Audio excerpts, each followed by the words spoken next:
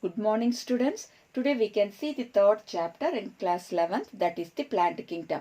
In the previous chapter we have seen about the five kingdom classification given by R.H. Whittaker. So what are the five kingdoms? They are the Monera, Protista, Fungi, Plantae and Animalia, isn't it? So one of the kingdom given by R.H.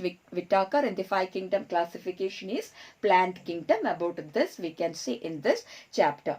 Actually, if you see the two kingdom classification which were followed earlier, all the organisms which were unrelated were kept in one group, isn't it? That is, we can say the organisms which were having cell wall, like the members of fungi, Monera and Protista, they all have been included under the kingdom Plantae. But when Whittaker gave the five kingdom classification, all these have been removed from this plant kingdom, isn't it? Fungi was kept in kingdom Fungi, and the Protistants included all the unicellular eukaryotic organism, and prokaryotic organisms were kept under the kingdom Monera, isn't it? But in this plant kingdom, only the plants are included. Okay, now in this chapter we are going to see about the different groups of the plants, that is algae, bryophytes, pteridophytes, gymnosperms and angiosperms. The plant kingdom is divided into algae, bryophytes, pteridophytes, gymnosperms and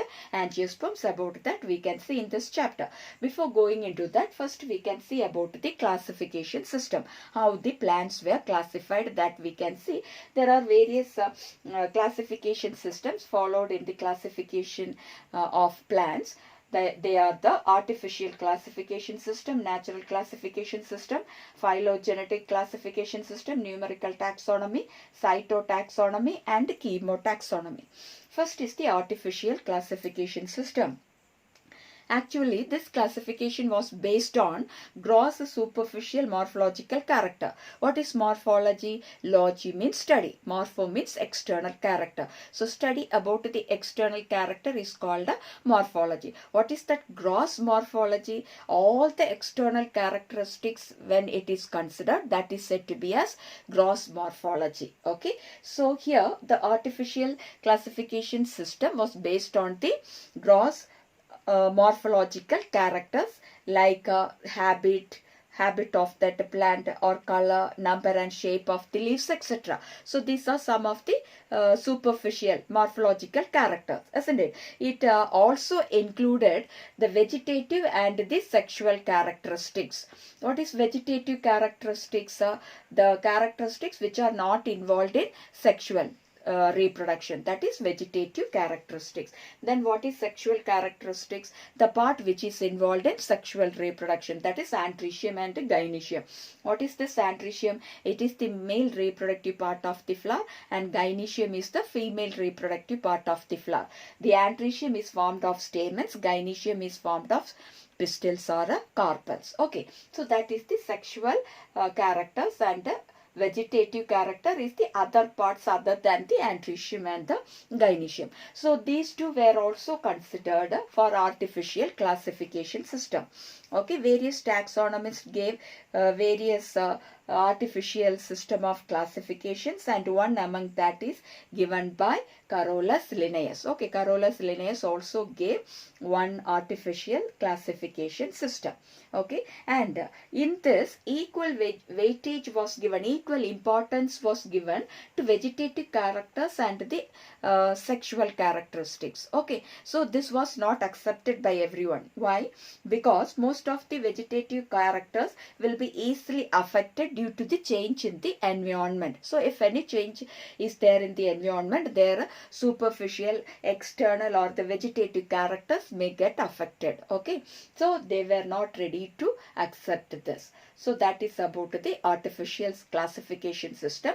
And the next came was the natural classification system. This natural classification system not only included the external features, but it also included the internal features like ultrastructure, anatomy, embryology, and phytochemistry. These are the internal features. Internal features means what? All the internal characteristics. Okay, the characteristics which is present inside the plant body. So it includes the ultrastructure, that is the detailed structure of that plant. Then anatomy. Anatomy means what? Study about the internal structure of a plant, that is plant or any organism, that is anatomy. Okay, so here internal character means we can say about the study of internal organs, their structure and function. That comes under what? Anatomy.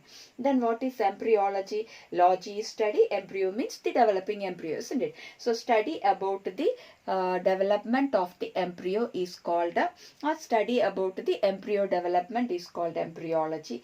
Then what is phytochemistry? It deals with the study of plants and their chemicals, that is the chemical products produced by the plants. That comes under phytochemistry. Okay, so all this comes under the internal features. So natural classification system not only included the external features, but it also included the internal features like ultrastructure, anatomy, embryology, and phytochemistry. Okay, one such classification for flowering plants was given by George Bentham and Joseph Dalton Hooker. They gave the classification, natural classification system of the flowering plants. Okay, now next is the phylogenetic classification system. What is phylogeny? It is the embryology, study of the evolutionary history, not embryology. It is the study of evolutionary history of an organism, that is phylogeny. Okay, so what is phylogenetic classification? So it included the external characteristics, internal characteristics. Along with that, it also considered the evolutionary relationship between various organisms. Okay, the relationship, evolutionary relationship between the organisms were considered in the phylogenetic classification. Okay, so it assumes that organisms belonging to the same taxa will be having common ancestor. Okay, organisms belonging to the same taxa will be having what? Similar ancestor, common ancestor. Ancestor you all know, isn't it? Yes, our primitive organism, the primitive organism from which the next organism evolved, that is the ancestor. Now what is a taxa? It is a group of organism, isn't it? That means group of organism means, see, we have, you all know what is classification. What is classification? It is the grouping of organisms into different categories based on certain observable characteristics. Grouping of organisms into different groups, there are different categories. So each category we can say it as a taxa. Okay, each category in classification or each level in a classification is said to be as taxa. That is which we can say it as a group of organisms which form a level, okay, or a step in classification, that is a taxa.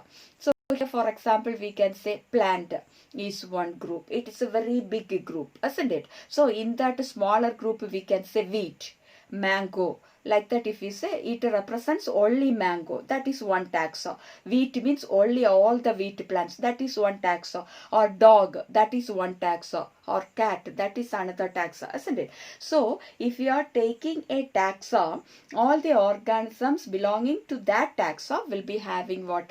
A common ancestor. Okay, so how can we know that? How can we know the evolutionary history? By knowing about the ancestors. How we can know that these were the ancestors of the present organism? Based on certain evidences. So many evidences are there for evolution, isn't it? Like embryological, morphological, anatomical, or even fossil, paleontological evidence, that is fossil evidence. But for everything we may not get a fossil evidence. So in such cases we can use other information also for classification. Okay, so phylogenetic classification means classification based on evolutionary relationship. Next is the numerical taxonomy. Taxonomy means classification of organism. Numerical means based on the number. So here we are using the computer Okay, so different characters are present in the plants when we consider them for classification, isn't it? So for classification we are using the characteristic features of the plants. So for each characteristic feature certain numbers and codes are assigned, and all these data are then processed. They are entered in the computer and processed. Okay, so instead of writing all the characters, we are assigning number or code to that character. Okay, so it is very easy to make the entry in the computer. The data entry can be very easy because we no need to type everything. Only the number we can put. If you put a number, that means it represent a particular character. Okay, so for all the plants we can for all the characteristics present in the plants we can assign certain numbers, and the codes can be assigned, and based on that the data is then processed. Okay, so at the same time hundreds of characters can be considered. Okay, at a particular time itself several characters, hundreds of characters can be considered for classification. Okay, that is numerical taxonomy. Next is the cytotaxonomy. Cyto means what? Cell.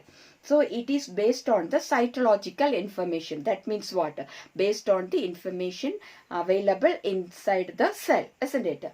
Mainly, so many characters we can see inside the cell. Mainly emphasis is given on chromosome number, structure and behavior. So based on the number of chromosome, if the plants are having same number of chromosome, that means they may be related with each other, isn't it? So like that, based on the number or structure or even the behavior, how they are inherited from one organ, one generation to the other. So that is the behavior.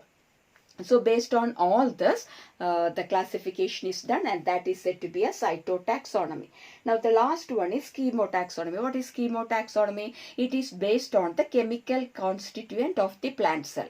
What chemicals are there inside a cell? What is the chemical component composition present inside the cell? That is the type of protein or even the DNA, any biomolecule like DNA, protein, polysaccharide, that is sugar, okay, or carbohydrate or fat. So all based on all this chemical nature which is present inside the cell, the plants are classified. Okay, that we can say it as chemotaxonomy. So this is about the various classification systems which are followed for classifying the plants. Okay.